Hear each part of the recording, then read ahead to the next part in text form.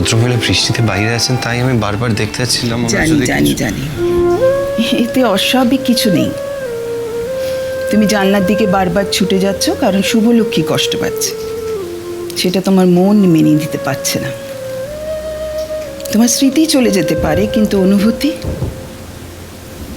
অনুভূতি এমন একটা জিনিস যেটা আমাদের ভিতরে রয়ে যায়, কখনো মুছে না।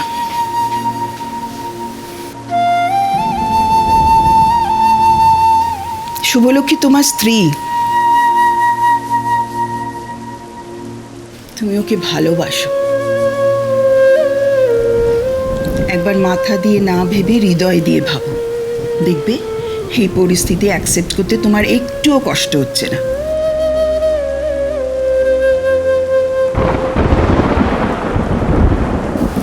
দেখো শোনো,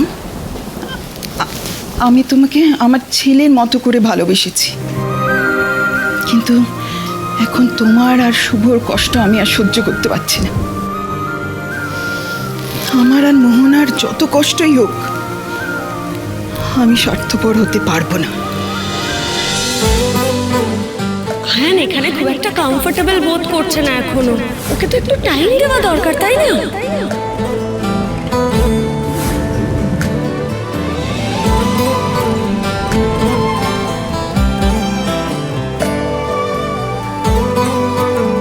আদির যদি কখনো আর পুরনো স্মৃতি মনে না পড়ে, তাহলে তাহলে কি হবে? আমি কি আমার আদিকে ফিরে পেয়েও আবার হারিয়ে ফেলবো? কি করব আমি?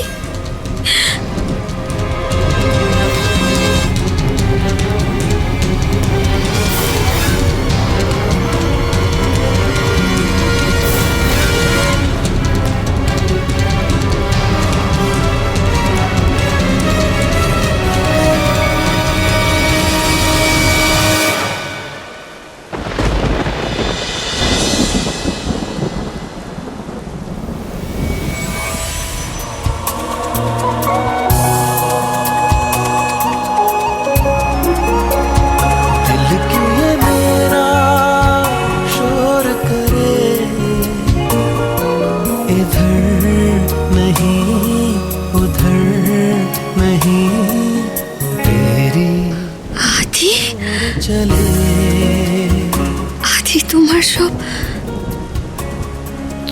সব মনে পড়ে গেছে? বাড়ি চলুন।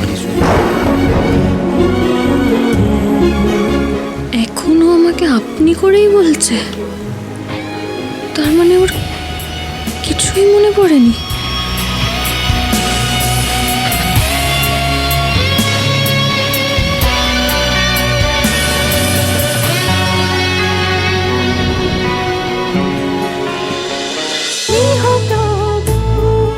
গৃহপ্রবেশ সোম থেকে রবি প্রতিদিন রাত 8:30টায় স্টার জলসায় ও জিও হটস্টারে।